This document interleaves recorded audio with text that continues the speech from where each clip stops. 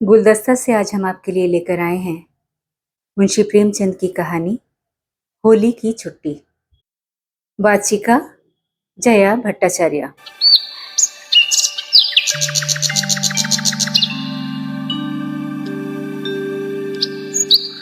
Vernacular final पास करने के पश्चात मुझे एक प्राइमरी स्कूल में जगह मिली जो मेरे घर से 11 मील की दूरी पर था।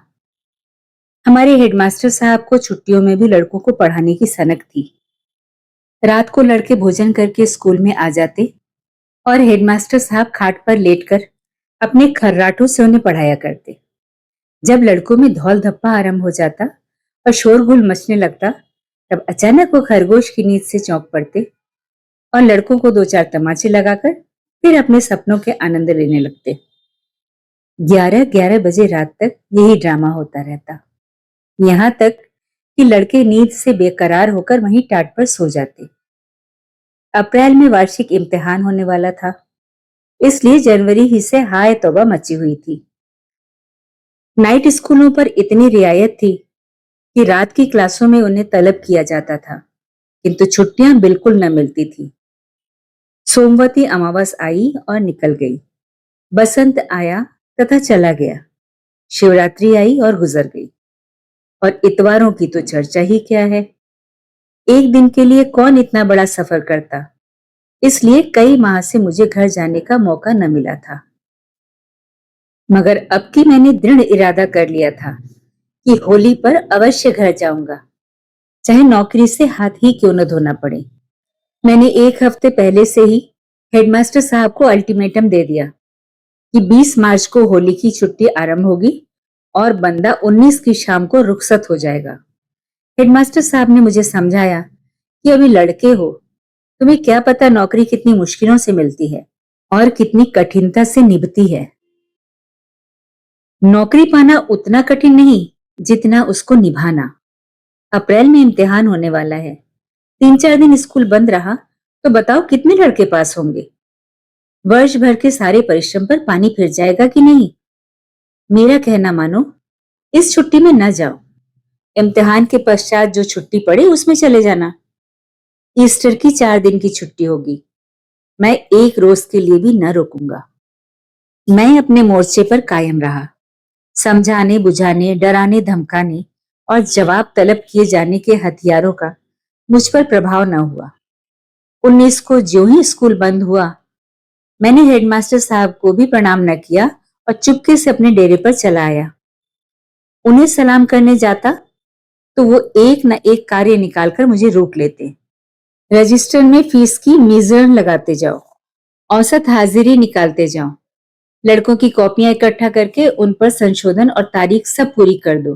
गोया ये मेरी आखिरी सफर है और मुझे जिंदगी के सारे काम अभी समाप्त कर देने चाहिए।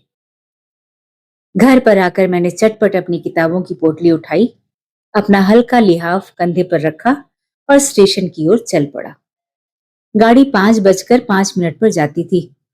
स्कूल की घड़ी हाजिरी के समय हमेशा आधा घंटा तेज और छुट्टी के समय आधा घंटा सुस्त रहती थी। 4 बजे स्कूल बंद हुआ था। मेरे विचार में स्टेशन पहुंचने के लिए काफी वक्त था।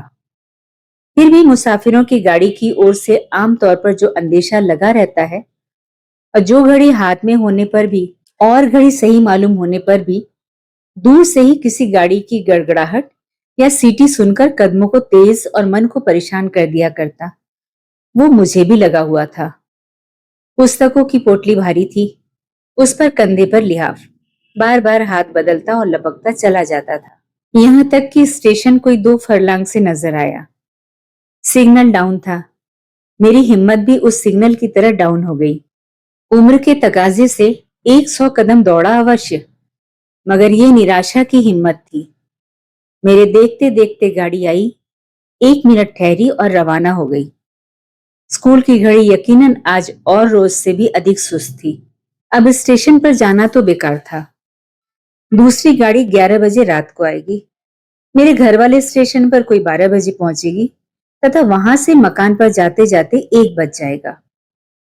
इस सन्नाटे में मार्ग चलना भी एक मोर्चा था जिसे जीतने की मुझ में हिम्मत नहीं थी। जी में आया कि चलकर हेडमास्टर को आड़े हाथों ले लूं। लेकिन जब्त किया और पैदल चलने के लिए तैयार हो गया। कुल 12 मील ही तो हैं। यदि 2 मील फी घंटा भी चलूं तो 6 घंटे में घर पहुंच सकता हूं। अभी 5 बजे हैं। जरा तेज कदम बढ़ाता जाऊं तो 10 बजे यकीनन पहुंच जाऊंगा। अम्मा और मुन्नू मेरी प्रतीक्षा कर रहे होंगे। पहुंचते ही गरम गरम भोजन मिलेगा। कुल्हाड़ी में गुड़ पक रहा होगा। वहां से गरम गरम रस पीने को आ जाएगा। और जब लोग सुनेंगे कि मैं इतनी दूर से पैदल आया हूं तो उन्हें कितना आश्चर्य होगा। मैंने फौरन गंगा की तरफ पैर बढ़ाया।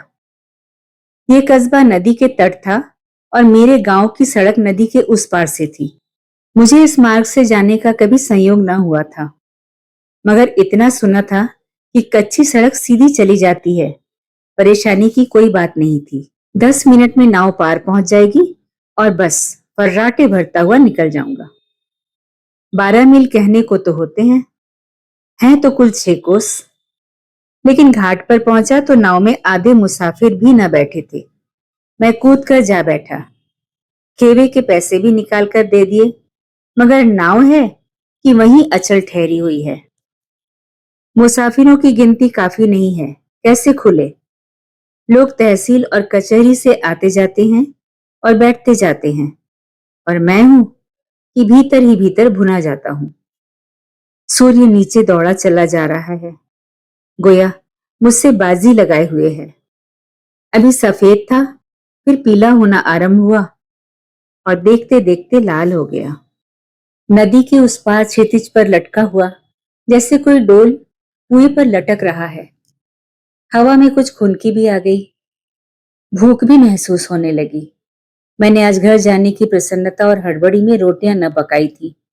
सोचा था कि शाम को तो घर पहुंच जाऊंगा, लाओ 1 पैसे के चने लेकर खा लूं। उन दानों ने इतनी देर तक तो साथ दिया। इस वक्त पेट की पेचीदगियों में जाकर न जाने कहां गुम हो गए। मगर क्या गम है, मार्ग में क्या दुकानें न होंगी। 2-4 पैसे की मिठाइयां लेकर खा लूंगा। जब नाव उस किनारे पहुंची तो सूरज की केवल आखिरी सांस बाकी थी। हालांकि नदी का पाट बिल्कुल पेंदे में चिमट कर रह गया था। मैंने पोटली उठाई और तेजी से चला। दोनों ओर चने के खेत थे, जिनके ऊंचे पुष्पों पर ओस का हल्का सा पर्दा पड़ चला था। बेअख्तियार एक खेत में घुसकर बूट उखाड़ लिए तथा टूटता हुआ भागा। सामने 12 मील की मंजिल है। कच्चा सुनसान मार्ग, शाम हो गई है। मुझे पहली बार गलती मालूम हुई, मगर बचपन के जोश ने कहा, क्या बात है, 1-2 मील तो दौड़ ही सकते हो। 12 को दिल में 1760 से गुणा किया, 20,000 गज ही तो होते हैं। 12 मील के मुकाबले में 20,000 गज कुछ हल्के और सरल मालूम हुए। और जब 2-3 मील रह जाएगा तब तो एक प्रकार से अपने गांव में ही होऊंगा। उसका क्या शुमार। हिम्मत बंध गई। इक्के दुक्के मुसाफिर भी पीछे चले आ रहे थे तो इत्मीनान हुआ। अंधेरा हो गया। मैं दौड़ा जा रहा हूं। सड़क के किनारे दूर से एक झोपड़ी नजर आती है। एक कुप्पी जल रही है। अवश्य किसी बनिए की दुकान होगी। और कुछ न होगा तो गुड़ और चने तो मिल ही जाएंगे। कदम और भी तेज करता हूं। झोपड़ी आती है। उसके सामने एक पल के लिए खड़ा हो जाता हूं। 4-5 लोग उकड़ू बैठे हुए हैं। बीच में एक बोतल है। हर एक के सामने एक एक कुल्हड़। दीवार से मिली हुई एक ऊंची गद्दी है। उस पर साहजी बैठे हैं। उनके सम्मुख कई बोतलें रखी हुई हैं। जरा और पीछे हटकर एक आदमी कढ़ाई में सूखे मटर भून रहा है। उसकी सोंधी महक मेरे शरीर में बिजली की तरह दौड़ जाती है। व्याकुल होकर जेब में हाथ डालता हूं और 1 पैसा निकालकर उसकी तरफ चलता हूं, लेकिन पैर आप ही रुक जाते हैं। कलवरिया है। खोचे वाला पूछता है, क्या लोगे? मैं कहता हूं, कुछ नहीं, और आगे बढ़ जाता हूं। दुकान भी मिली तो शराब की। गोया संसार में इंसान के लिए शराब ही सबसे जरूरी वस्तु है। ये सब आदमी धोबी और चमार होंगे, दूसरा कौन शराब पीता है देहात में। लेकिन वो मटर का आकर्षक सोंधापन मेरा पीछा कर रहा है और मैं दौड़ा जा रहा हूं। पुस्तकों की पोटली जी का जंजाल हो गई है। ऐसी इच्छा होती है कि इसे यहीं सड़क पर पटक दूं। उसका वजन 5 सेर होगा, मगर इस वक्त मुझे मन भर से अधिक मालूम हो रही है। शरीर में कमजोरी महसूस हो रही है। पूरनमासी का चांद वृक्षों के ऊपर जा बैठा है और पत्तियों के बीच से जमीन की ओर झांक रहा है। मैं बिल्कुल अकेला चला जा रहा हूं, मगर दर्द बिल्कुल नहीं है। भूख ने सारी चेतना को दबा रखा है और स्वयं उस पर हावी हो गई है। आहा, ये गुड़ की महक कहां से आई? कहीं ताजा गुड़ पक रहा है। कोई गांव पास ही होगा। हाँ, वो आमों की झुरमुट में रोशनी नजर आ रही है। किंतु वहां पैसे का गुड़ कौन बेचेगा और यूं मुझसे मांगा न जाएगा। पता नहीं लोग क्या समझें। आगे बढ़ता हूं, मगर जबान से लार टपक रही है। गुड़ से मुझे बड़ा प्यार है। जब कभी किसी चीज की दुकान खोलने की सोचता था, तो वो हलवाई की दुकान होती थी। बिक्री हो अथवा ना हो, मिठाइयां तो खाने को मिलेंगी। हलवाइयों को देखो, मारे मोटापे के हिल भी नहीं सकते, लेकिन वो मूर्ख होते हैं। आराम तलबी के मारे तोंद निकाल देते हैं। मैं कसरत करता रहूंगा, मगर गुड़ की वो धैर्य की परीक्षा लेने वाली, भूख को तेज करने वाली महक बराबर आ रही है। मुझे वो घटना याद आती है जब अम्मा 3 महीने के लिए अपने मायके या मेरे ननिहाल गई थी और मैंने 3 महीने में 1 मन गुड़ का सफाया कर दिया था। यही गुड़ के दिन थे। नाना बीमार थे, अम्मा को बुला भेजा था। मेरा इम्तिहान करीब था, इसलिए मैं उनके साथ न जा सका। मुन्नू को लेती गई। जाते समय उन्होंने 1 मन गुड़ लेकर उस मटके में रखा और उसके मुख पर एक सकोरा रखकर मिट्टी से बंद कर दिया। मुझे सख्त ताकीद कर दी कि मटका न खोलना। मेरे लिए थोड़ा सा गुड़ एक हांडी में रख दिया था। वो हांडी मैंने एक ही हफ्ते में सफा चट कर दी। सुबह को दूध के साथ गुड़, रात को फिर दूध के साथ गुड़। यहां तक तो जायज खर्च था, जिस पर अम्मा को भी कभी कोई ऐतराज न हो सकता। मगर स्कूल से बार बार पानी पीने के बहाने घर आता तथा 2-1 पिंडियां निकालकर खा लेता। उसकी बजट में कहाँ गुंजाइश थी, और मुझे गुड़ का कुछ ऐसा जायका पड़ गया, हमेशा वही नशा सवार रहता। मेरा घर में आना गुड़ के सिर शामत आना था। एक हफ्ते में हांडी ने जवाब दे दिया, मगर मटका खोलने की सख्त मनाही थी और अम्मा के घर आने में अभी 3.25 माह बाकी थे। एक दिन तो मैंने बड़ी मुश्किल से जैसे तैसे सब्र किया, मगर दूसरे दिन एक आह के साथ सब्र जाता रहा और मटके की एक मीठी चितवन के साथ होश विदा हो गए। मैंने महापाप की भावना के साथ मटके को खोला और हांडी भर गुड़ निकालकर उसी प्रकार मटके को बंद कर दिया और संकल्प कर लिया कि इस हांडी को 3 महीने चलाऊंगा।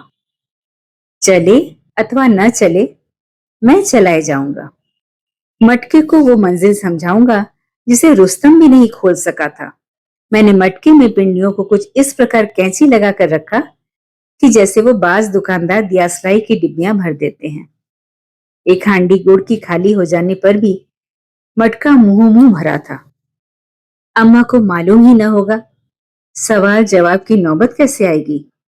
मगर दिल और जबान में वो खींचातान शुरू हुई कि क्या बताऊं, और जीत जुबान ही के हाथ रही। ये 2 अंगुल की जीभ मन जैसे शहजोर पहलवान को नचा रही थी, जैसे मदारी बंदर को नचाए उसको, जो आसमान में उड़ता है और 7वें आसमान के मंसूबे बांधता है और अपने जोम में फरून को भी कुछ नहीं समझता। बार बार संकल्प करता, दिन भर में 5 पिंडियों से अधिक न खाऊंगा। लेकिन ये इरादा शराबियों की तौबा की भांति घंटे 2 घंटे से ज्यादा न टिकता। अपने को कोसता, धिक्कारता, गुड़ तो खा रहे हो, लेकिन बरसात में सारा शरीर सड़ जाएगा। गंधक का मलहम लगाए घूमोगे, कोई तुम्हारे निकट बैठना भी पसंद न करेगा। कसमें खाता, विद्या की, मां की, स्वर्गीय पिता की, गाय की, ईश्वर की, मगर उनका भी वही हाल होता। दूसरा हफ्ता समाप्त होते होते हांडी भी खत्म हो गई। उस दिन मैंने बड़े भक्ति भाव से भगवान से प्रार्थना की, भगवान, ये मेरा चंचल लोभी मन मुझे परेशान कर रहा है। मुझे ताकत दो कि उसको वश में रख सकूं। मुझे अष्ट धातु की लगाम दो जो उसके मुंह में डाल सकूं। ये अभागा मुझे अम्मा से पिटवाने और घुड़कियां खिलवाने पर तुला हुआ है। तुम ही मेरी सुरक्षा करो तो बच सकता हूं। भक्ति की विह्वलता के मारे मेरी आंखों से दो चार बूंदें आंसुओं की भी गिरी, किंतु ईश्वर ने भी उसकी सुनवाई न की और गुड़ की बुभुक्षा मुझ पर छाई रही, यहां तक कि दूसरी हांडी का मरसिया पड़ने की नौबत आ गई। संयोग से उन्हीं दिनों 3 रोज की छुट्टी हुई और अम्मा से मिलने ननिहाल गया। अम्मा ने पूछा, गुड़ का मटका देखा है? चींटी तो नहीं लगे? सीलन तो नहीं पहुंची? मैंने मटके को न देखने की सौगंध खाकर अपनी ईमानदारी का सबूत दिया। अम्मा ने मुझे फक्के से देखा और मेरे आज्ञा पालन के पुरस्कार स्वरूप मुझे 1 हांडी निकाल लेने की आज्ञा दे दी। हाँ, ताकीद भी कर दी कि मटके का मुंह अच्छी तरह बंद कर देना। अब तो वहां मुझे एक एक दिन एक एक युग मालूम होने लगा। चौथे रोज घर आते ही मैंने पहला जो कार्य किया वो मटका खोलकर हांडी भर गुड़ निकालना था। एक बारगी 5 पिंडियां उड़ा गया। फिर वही गुड़बाजी आरंभ हुई। अब क्या गम है, अम्मा की आज्ञा मिल गई थी। सैया भय कोतवाल और 8 दिन में हांडी गायब। आखिर मैंने अपने मन की कमजोरी से मजबूर होकर मटके की कोठरी के द्वार पर ताला डाल दिया और उसकी कुंजी दीवार की एक मोटी संधि में डाल दी। अब देखे तुम कैसे गुड़ खाते हो। इस संधि में से कुंजी निकालने का अर्थ यह था कि 3 हाथ दीवार खोद डाली जाए और ये हिम्मत मुझ में न थी। लेकिन 3 दिन में ही मेरे धीरज का प्याला छलक उठा और इन 3 दिनों में हृदय की जो हालत थी वो बयान से बाहर है। शीरी यानी मीठे गुड़ की कोठरी की तरफ से बार बार गुजरता और अधीर नेत्रों से देखता और हाथ मलकर रह जाता। कितनी बार ताले को खटखटाया, खींचा, झटके दिए, लेकिन जालिम जरा भी न हुमसा। कई बार जाकर उस संधि की जांच पड़ताल की, उसमें झांक कर देखा तो एक लकड़ी से उसकी गहराई का अंदाजा लगाने की चेष्टा की, मगर उसकी तह न मिली। तबीयत खोई हुई सी रहती। न खाने पीने में कुछ आनंद था, न खेलने कूदने में। वासना बार बार युक्तियों के जोर से दिल को कायल करने की चेष्टा करती। आखिर गुड़ और किस मर्ज की दवा है? मैं उसे फेंक तो देता नहीं, खाता ही तो हूं। क्या आज खाया और क्या 1 महीने पश्चात खाया, इसमें क्या फर्क है? अम्मा ने मनाही की है बेशक, लेकिन उन्हें मुझे एक सही काम करने से अलग करने का क्या हक है? यदि वो आज कहें खेलने मत जाओ या पेड़ पर मत चढ़ो या तालाब में तैरने मत जाओ, यदि चिड़ियों के लिए कंपा मत लगाओ, तितलियां मत पकड़ो, तो क्या मैं मान लेता हूं? आखिर मेरे भी कुछ अधिकार हैं या नहीं? तो फिर इस एक मामले में क्यों अम्मा की मनाही पर अपनी मर्जी का बलिदान कर दूं? आखिर चौथे रोज वासना की जीत हुई। मैंने तड़के उठकर एक कुदाल लेकर दीवार खोदना शुरू किया। संधि थी ही, खोदने में अधिक देर न लगी। आध घंटे के घनघोर परिश्रम के पश्चात दीवार से कोई गज भर लंबा और 3 इंच मोटा चप्पड़ टूटकर नीचे गिर पड़ा और संधि की तह में वो कामयाबी की कुंजी पड़ी हुई थी, जैसे समुंदर की तह में मोती की सीप पड़ी हो। मैंने झटपट उसे निकाला और फौरन द्वार खोले। मटके से गुड़ निकालकर हांडी में भरा और द्वार बंद कर दिया। मटके में लूटपाट से स्पष्ट कमी उत्पन्न हो गई थी। 1000 तरकीबें आजमाने पर भी उसका गढ़ा न भरा, मगर अब की बार मैंने इस चटोरेपन का अम्मा की वापसी तक खात्मा कर देने के लिए कुंजी को कुएं में डाल दिया। कहानी लंबी है। मैंने कैसे ताला तोड़ा, किस तरह गुड़ निकाला और मटका खाली हो जाने पर कैसे फोड़ा और उसके टुकड़े रात को कुएं में फेंके और अम्मा आई तो मैंने कैसे रो रो कर उनसे मटके के चोरी जाने की दास्तान कही। ये बयान करने लगा तो ये घटना जो मैं आज लिखने बैठा हूं वो अधूरी रह जाएगी। चुनांचे इस समय गुड़ की उस मीठी प्यारी महक ने मुझे बेसुध बना दिया, लेकिन मैं सब्र करके आगे बढ़ा। जैसे जैसे रात गुजरती थी, शरीर थकान से चूर होता जाता था, यहां तक कि पैर कांपने लगे। कच्ची सड़क पर गाड़ियों के पहियों की लीक पड़ गई थी। जब कभी लीक में पांव चला जाता तो प्रतीत होता किसी गहरे गड्ढे में गिर पड़ा हूं।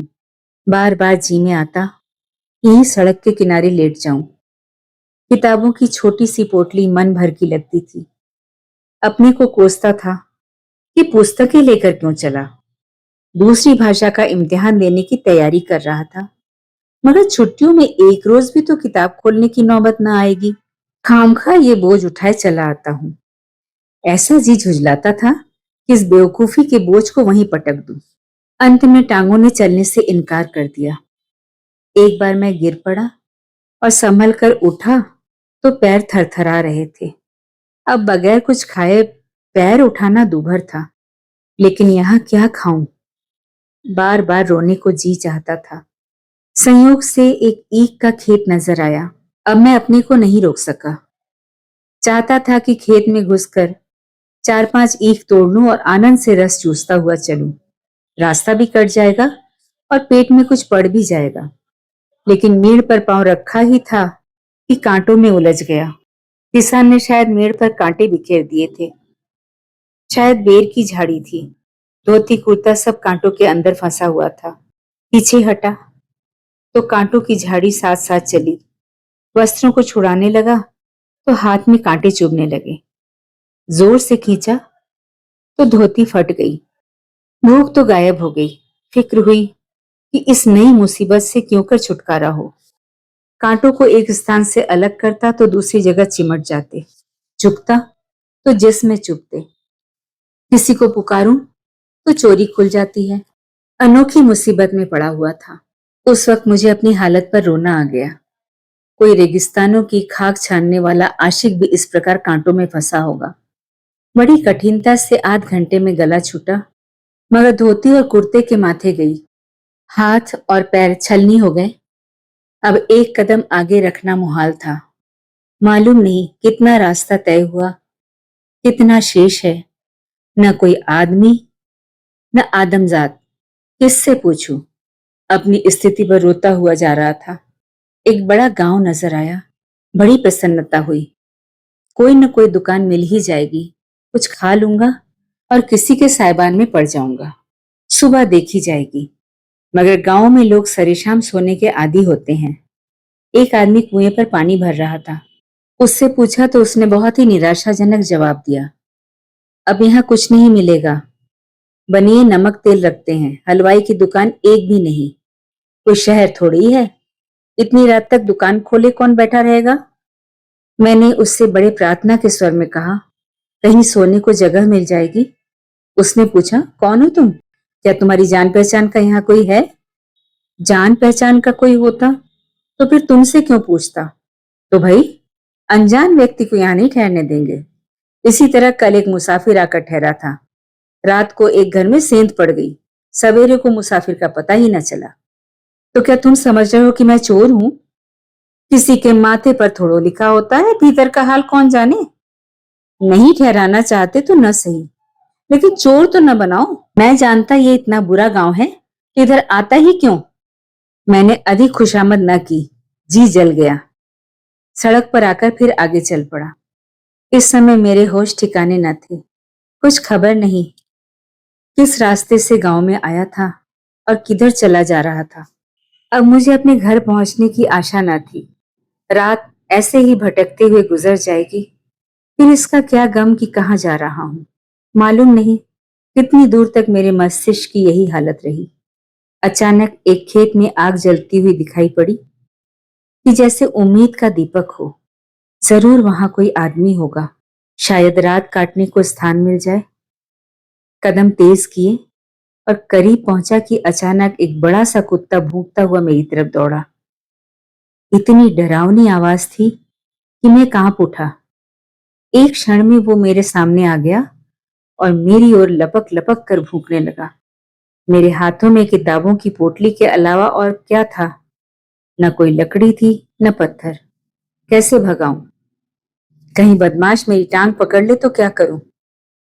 अंग्रेजी नस्ल का शिकारी कुत्ता प्रतीत होता था। मैं जितना ही धद धद करता था उतना ही वो गरजता था। मैं चुपचाप खड़ा हो गया और पोटली जमीन पर रखकर पांव से जूते निकाल लिए। अपनी रक्षा के लिए कोई हथियार तो हाथ में हो। उसकी तरफ गौर से देख रहा था कि खतरनाक हद तक मेरे करीब आए तो उसके सिर पर इतने जोर से नालदार जूता मार दूं कि याद ही तो करे। किंतु शायद उसने मेरी नीयत ताड़ ली और इस प्रकार मेरी तरफ झपटा कि मैं कांप गया। जूते हाथ से छूटकर धरती पर जा गिरे और उसी वक्त मैंने डरी हुई आवाज में पुकारा, अरे खेत में कोई है, जरा देखो ये कुत्ता मुझे काट रहा है। और मैं तो, देखो तुम्हारा कुत्ता मुझे काट रहा है। उत्तर मिला, कौन है? मैं हूं मुसाफिर, तुम्हारा कुत्ता मुझे काट रहा है।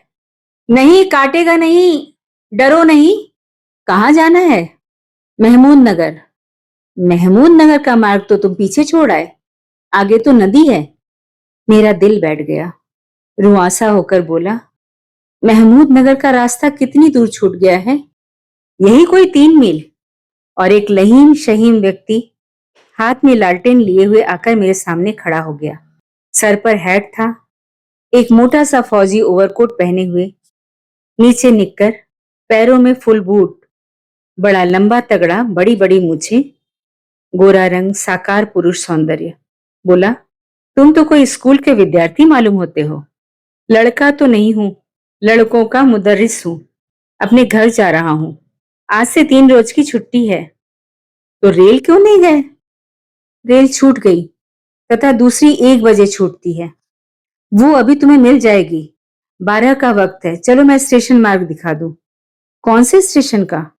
भगवंतपुर का।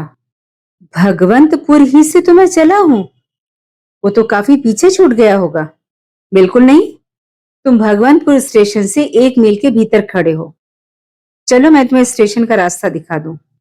अभी गाड़ी मिल जाएगी, किंतु रहना चाहो तो मेरे घर में लेट जाओ, कल चले जाना।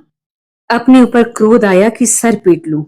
5 बजे से तेली के बैल की तरह घूम रहा हूं और अभी भगवानपुर से कुल 1 मील आया हूं। मार्ग भूल गया। ये घटना भी याद रहेगी कि चला 6 घंटे, तय किया 1 मील। घर पहुंचने की धुन जैसे और भी ज्यादा दहक उठी। बोला, नहीं, कल तो होली है, मुझे आज रात को ही पहुंच जाना चाहिए। मगर मार्ग पहाड़ी है, ऐसा न हो कि कोई जानवर मिल जाए। अच्छा चलो, मैं तुम्हें पहुंचा देता हूं। लेकिन तुमने बड़ी गलती की, अनजान रास्ते को पैदल चलना कितना भयानक है। अच्छा चलो, मैं पहुंचा देता हूं। खैर, खड़े रहो, मैं जरा अभी आता हूं।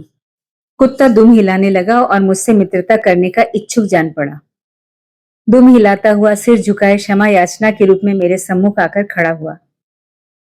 मैंने भी बड़ी उदारता से उसका अपराध माफ कर दिया और उसके सिर पर हाथ फेरने लगा। पल भर में वो आदमी बंदूक कंधे पर रखे आया और बोला, चलो, लेकिन अब ऐसी नादानी न करना। खैरियत हुई कि मैं मिल गया तुम्हें। नदी पर पहुंच जाते तो अवश्य किसी जानवर से मुठभेड़ हो जाती। मैंने पूछा, आप तो कोई अंग्रेज मालूम होते हैं, किंतु आपकी बोली बिल्कुल हमारे जैसी है। उसने हंसकर कहा, हाँ, मेरे पिता अंग्रेज थे, फौजी अफसर। मेरी उम्र यही गुजरी है। मेरी माँ उसका खाना पकाती थी। मैं भी फौज में रह चुका हूँ, यूरोप की लड़ाई में गया था, अब पेंशन पाता हूँ। लड़ाई में मैंने जो नजारे अपनी आंखों से देखे और जिन स्थिति में मुझे जिंदगी बसर करनी पड़ी और मुझे अपनी मनुष्यता का जितना खून करना पड़ा, उससे इस पेशे से मुझे नफरत हो गई और मैं पेंशन लेकर यहाँ चला आया। मेरे पापा ने यही एक छोटा सा मकान बना लिया था। मैं यहीं रहता हूँ तथा आसपास के खेतों की रखवाली करता हूँ। ये गंगा की घाटी है, चारों ओर पहाड़ियां हैं। जंगली जानवर बहुत लगते हैं, सुअर, नीलगाय, हिरन सारी खेती नष्ट कर देते हैं। मेरा काम है जानवरों से खेती की रक्षा करना। किसानों से मुझे हल पीछे 1 मन गल्ला मिल जाता है, वो मेरे गुजर बसर के लिए बहुत होता है। मेरी बुढ़िया माँ अभी जिंदा है। जिस तरह पापा का खाना पकाती थी, उसी प्रकार अब मेरा खाना पकाती है। कभी कभी मेरे पास आया करो, मैं तुम्हें कसरत करना सिखा दूंगा। वर्ष भर में पहलवान हो जाओगे। मैंने पूछा, आप अभी तक कसरत करते हैं? वो बोला, हाँ, 2 घंटे प्रतिदिन कसरत करता हूँ। मुकद्दर और लेजिम का मुझे बहुत शौक है। मेरा 50वां वर्ष है, मगर एक सांस में 5 मील दौड़ सकता हूँ। कसरत न करूं तो इस वन में रहूं कैसे? मैंने खूब कुश्तियां लड़ी हैं। अपनी रेजिडेंस में खूब मजबूत व्यक्ति था, मगर अब इस फौजी की जिंदगी की स्थिति पर गौर करता हूं तो शर्म और अफसोस से मेरा सर झुक जाता है। कितने ही बेगुनाह मेरे राइफल के शिकार हुए। मेरा उन्होंने क्या नुकसान पहुंचाया था? मेरी उनसे कौन सी दुश्मनी थी? मुझे तो जर्मन और ऑस्ट्रियन सिपाही भी वैसे ही सच्चे, वैसे ही वीर, वैसे ही खुश मिजाज, वैसे ही हमदर्द मालूम हुए जैसे फ्रांस या इंग्लैंड के। हमारी उनसे खूब मित्रता हो गई थी, साथ खेलते थे, साथ बैठते थे। ये विचार ही ना आता था कि ये लोग हमारे अपने नहीं हैं, किंतु फिर भी हम एक दूसरे के खून के प्यासे थे। इसलिए इसलिए कि बड़े बड़े अंग्रेज सौदागरों को खतरा था कि कहीं जर्मनी उनका रोजगार नहीं छीन ले। ये सौदागरों का राज है। हमारी फौजें उन्हीं के संकेतों पर नाचने वाली कठपुतलियां हैं। जान हम निर्धनों की गई, जेबें गर्म हुई मोटे मोटे सौदागरों की। उस समय हमारी ऐसी खातिर होती थी, ऐसी पीठ ठोकी जाती थी, गोया हम सल्तनत के दामाद हैं। हमारे ऊपर पुष्पों की बारिश होती थी, हमें गार्डन पार्टियां दी जाती थी। हमारी बहादुरी की कहानियां प्रतिदिन अखबारों में तस्वीरों के साथ छपती थी। नाजुक शरीर लेडियां और शहजादियां हमारे लिए कपड़े सीती थी, तरह तरह के मुरब्बे और अचार बना बना कर भेजती थी। किंतु जब सुलह हो गई तो उन्हीं जांबाजों को कोई टके के भाव नहीं पूछता था। कितनों ही के अंग भंग हो गए थे। कोई लूला हो गया था तो कोई लंगड़ा, कोई अंधा। उन्हें एक टुकड़ा रोटी देने वाला कोई न था। मैंने कितनों ही को सड़क पर भीख मांगते देखा। तब से मुझे इस पेशे से घृणा हो गई। मैंने यहां आकर ये काम अपने जिम्मे ले लिया और प्रसन्न हूं। सिपाहीगिरी इसलिए की है कि उससे गरीबों की जान माल की सुरक्षा हो, इसलिए नहीं कि करोड़पतियों की बेशुमार दौलत और बढ़े।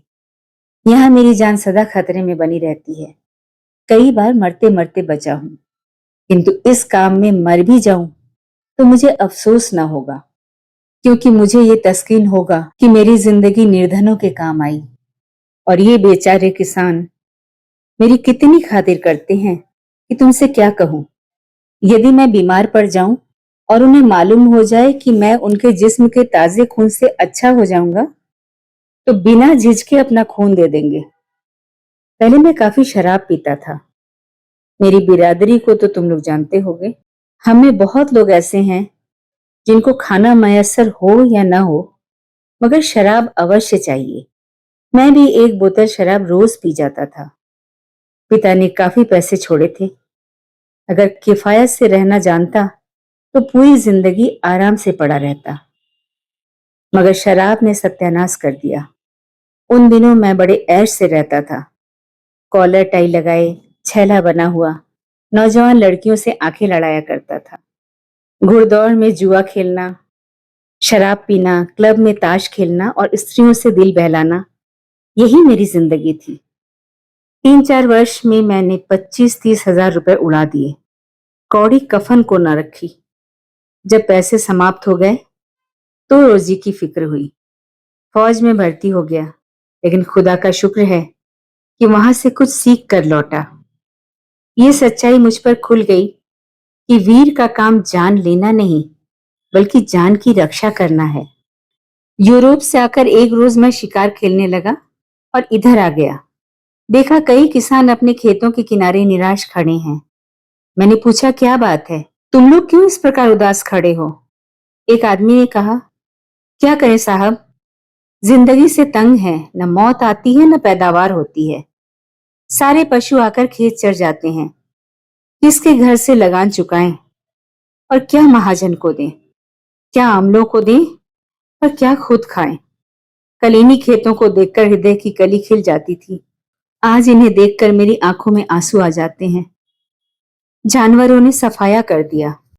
मालूम नहीं उस दिन मेरे दिल पर किस देवता या पैगंबर का साया था कि मुझे उन पर तरस आ गया। मैंने कहा, आज से मैं तुम्हारे खेतों की रखवाली करूंगा। क्या हिम्मत की कोई जानवर फटक सके? एक दाना जो जाए तो जुर्माना दूं। बस उस रोज से आज तक मेरा यही काम है। आज 10 साल हो गए, मैंने कभी नागा नहीं किया। अपना गुजर भी होता है तथा एहसान मुफ्त मिलता है। और सबसे बड़ी बात यह है कि इस कार्य से दिल को खुशी होती है। नदी आ गई। मैंने देखा वही घाट है जहां शाम को नाव पर बैठा था। उस चांदनी में नदी जड़ाऊ गहनों से लदी हुई थी, जैसे कोई सुनहरा ख्वाब देख रही हो। मैंने पूछा, आपका नाम क्या है? कभी कभी आपके दीदार के लिए आया करूंगा। उसने लालटेन उठाकर मेरा मुंह देखा और बोला, मेरा नाम जैक्सन है, बिल जैक्सन। अवश्य आना। स्टेशन के पास जिससे मेरा नाम पूछोगे मेरा पता बतला देगा। ये कहकर वो पीछे की ओर मुड़ा, मगर एकाएक लौट पड़ा और बोला, लेकिन तुम्हें यहाँ सारी रात बैठना पड़ेगा और तुम्हारी अम्मा घबरा रही होंगी। तुम मेरे कंधे पर बैठ जाओ तो मैं तुम्हें नदी के उस पार पहुंचा दूंगा। आजकल पानी बहुत कम है, मैं तो अक्सर तैर कर आता हूँ।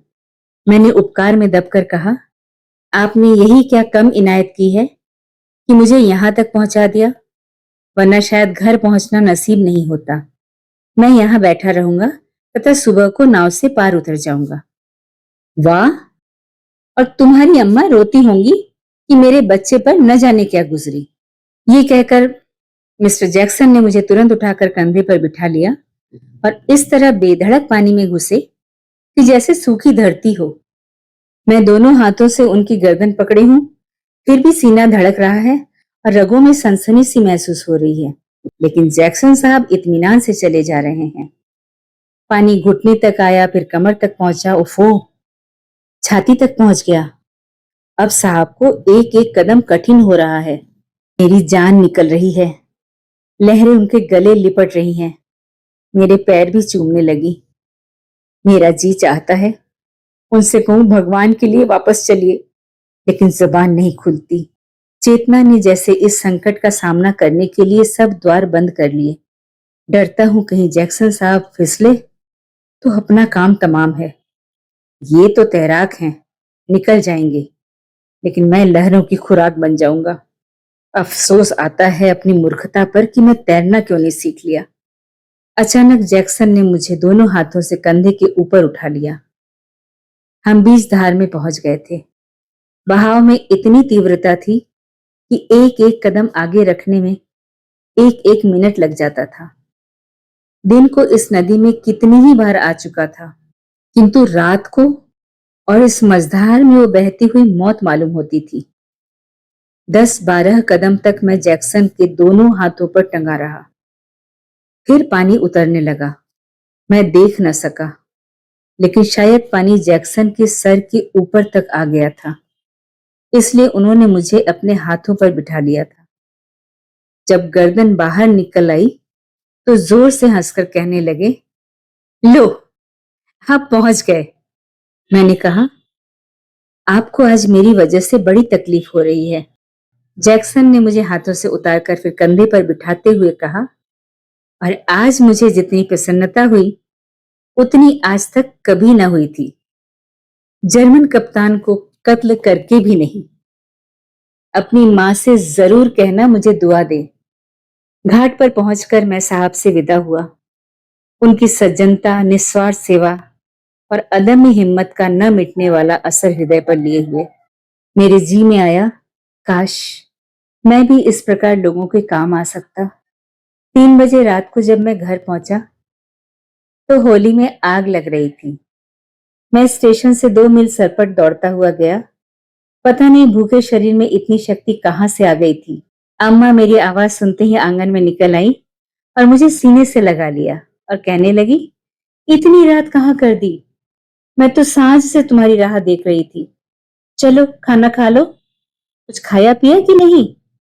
वो अब स्वर्ग में है, किंतु उनका वो मोहब्बत भरा चेहरा मेरी आंखों के सम्मुख है और वो प्यार भरी आवाज कानों में गूंज रही है।